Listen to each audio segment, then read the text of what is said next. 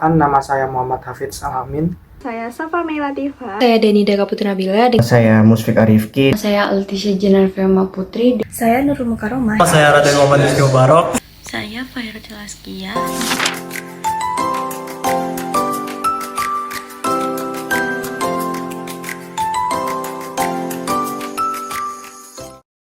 Peta kendali atau S-chart adalah jenis peta kendali yang digunakan untuk memantau variabilitas proses menggunakan standar deviasi sampel atau S. Peta kendali S digunakan ketika ukuran sampel cukup besar, yaitu N lebih dari 10 atau 12 dan ukuran sampel N bervariasi. Fungsi dari peta kendali S yaitu digunakan untuk memantau standar deviasi sebagai ukuran variasi. Ini merupakan contoh soal dari peta kendali S-chart. Di sini perusahaan Surimi melakukan monitoring terhadap produk yang dihasilkan oleh bagian produksi selama 25 hari. Setiap hari diambil 5 produk untuk diukur panjangnya. Selengkapnya tersaji dalam tabel berikut. Dari data yang diperoleh selama observasi, maka akan dihitung rata-rata S setiap observasi. Nah, S-chart di sini merupakan standar deviasi. Di sini sudah ada data selama 25 hari dan 5 produk yang diwakilkan. Jadi kita langsung hitung saja untuk standar deviasi setiap harinya. Jadi masukin saja rumusnya FUDE P DVS. Lalu ini ditarik saja ke sini. Kita tutup kurung. Bentar. Nah, sama di bawahnya juga seperti itu. MC, B, B. Ini juga langsung ditarik saja seperti ini.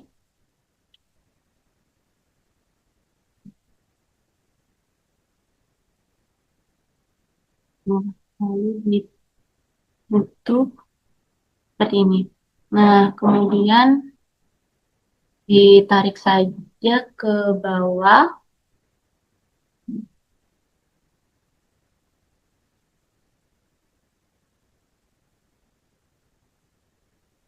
Selanjutnya, setelah menghitung standar deviasi, kita akan menghitung rata-rata dari standar deviasinya.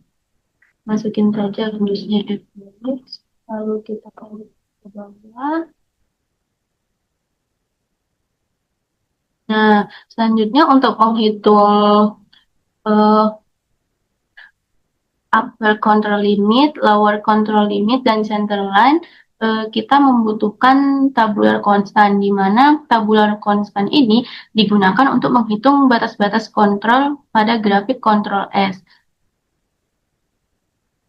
Nah, karena kita itu menggunakan 5 produk, sampel sebanyak 5 produk selama 25 hari, untuk subgroup size-nya itu di angka 5, dan untuk S-chart itu kan diambilnya itu kan B3 dan B4, jadi kita ambil aja di kolom B3 dan B4. Di sini kita masukin saja B3-nya 0 dan B4-nya di sini 2,089. Selanjutnya, untuk rumus dari upper control limit ini, langsung saja mengalihkan rata-rata dari standar deviasinya dengan B4-nya. Di enter. Lalu ini sama ke bawah.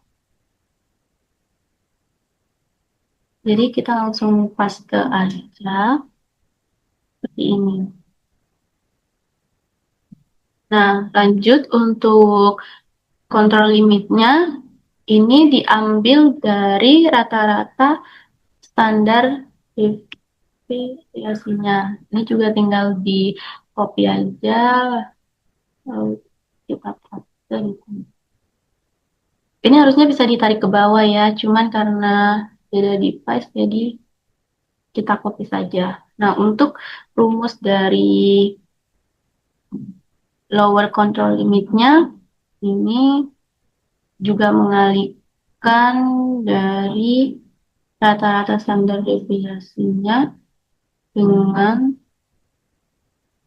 B3 seperti ini. Nah, karena B3-nya itu 0, berarti hasilnya 0 ya. Seperti ini.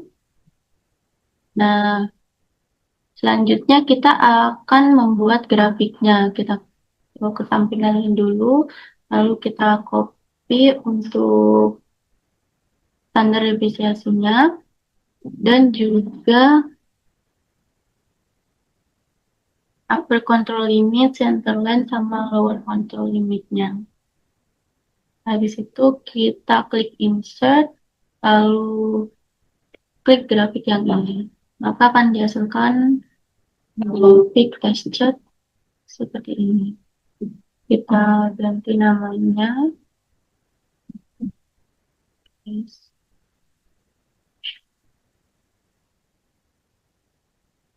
Untuk penjelasan mengenai grafiknya akan dijelaskan oleh rekan saya.